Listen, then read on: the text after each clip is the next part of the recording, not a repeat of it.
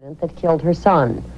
What follows is not that story, but the story of how Jon-Erik Hexum lives on.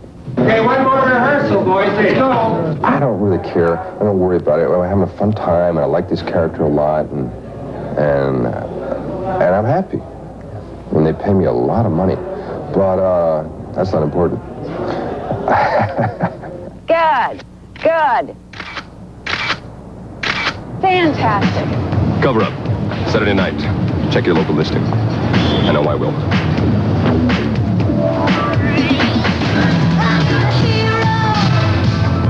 What most of us knew about Jon-Erik Hexum was that he was America's latest hunk. Beefcake and biceps, beginning to achieve the fame that only Hollywood can bestow.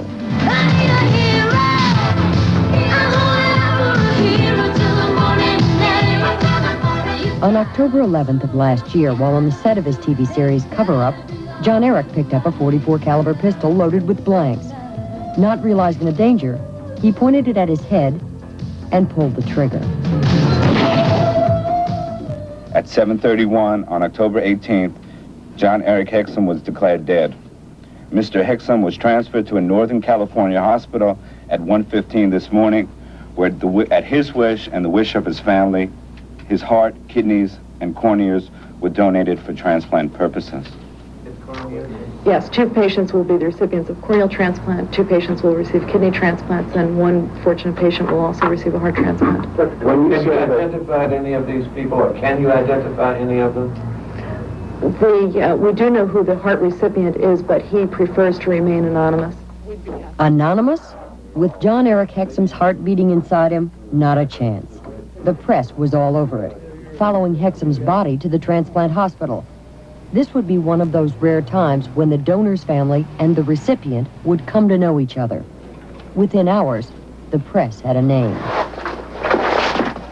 Jon-Erik's heart now kept the blood flowing in this man, 36-year-old Michael Washington. A Vietnam War hero, he was twice wounded in action and received the Bronze Star for valor.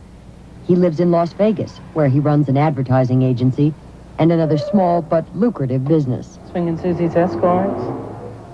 Swinging Susie is a licensed escort service. It's been licensed since 1975. Sure, it's $125 for 1 hour and $175 for 2 hours. And I can have a nice young lady to see in about 20 to 25 minutes. People call here for companionship, and we send out escorts. What do you mean by companionship? Yes, 507, please. Companionship such as shows, dinners, just to talk to. We have businessmen that come in here in large conventions, and they like female companionship. Would you like to see a young lady? You've been covered in the media as a pimp. What do you think of that? Are you? Of course not. What do you think of that whole thing?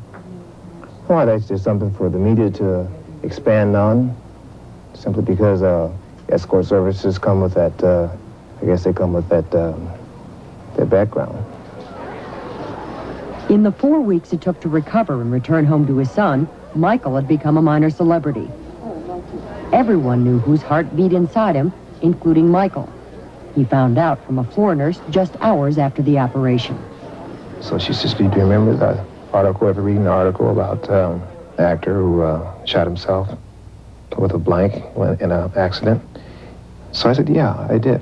I did remember reading that. I read, most about all of it. He said, well, you have his heart. So Michael knew. That knowledge and the heavy publicity surrounding the transplant would only add to what was already an emotionally charged situation. I mean, can you imagine my mom, raised my brother and I, and you tell her your son's dead, and then you tell her, would you like to give his body away?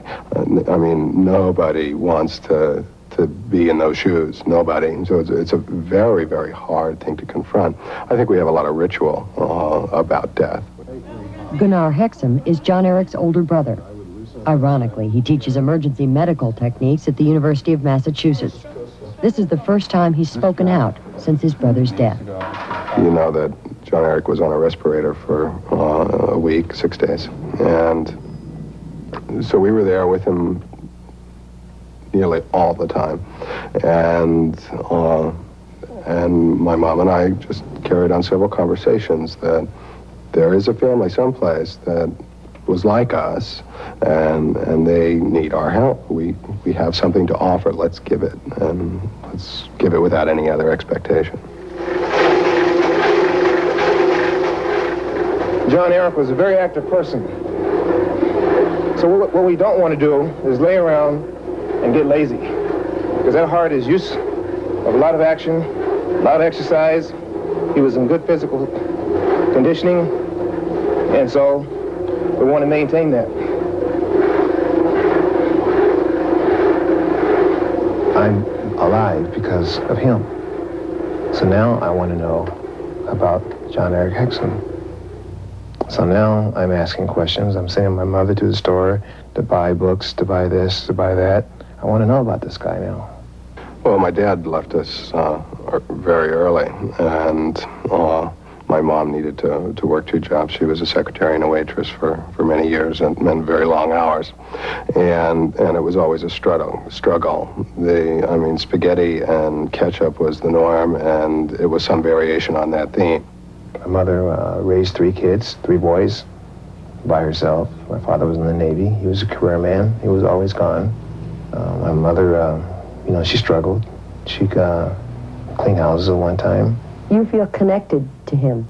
Yeah, I feel connected. I feel, now I'm watching his TV programs in the room. And, You watched Cover Up in the hospital room? Yeah, and it just brought tears in my eye. That because of this man, right, I'm alive today. And it becomes real personal. If she was here, the mother or the brother was here, I feel like part of their family. Every heartbeat for Michael is a reminder that a part of him belongs to Jon-Erik, and he desperately wants to meet the Hexums to learn more about him. I understand those emotions, and I think if I was Michael Washington, I would want to do the same thing. Would it be helpful for him or helpful for us? I think it would be way too painful for me. I don't know, it's painful for me. It's painful for me to know that I received a heart out of a tragedy. I wish Michael Washington the best, but I want Michael Washington to live his life, and I want him to never forget Jon-Erik. Every time I see his picture, every time I hear his name, it's like he's a part of me. Jon-Erik Hexum's last story had 1 tragic ending and 6 happy ones. One of his kidneys went to treat a 5-year-old boy, the other a 43-year-old grandmother. Both corneas were used, one to a patient who would have gone blind without immediate transplant, and his skin was used to treat a 3-year-old with 3rd-degree burns. And of course, there was his heart.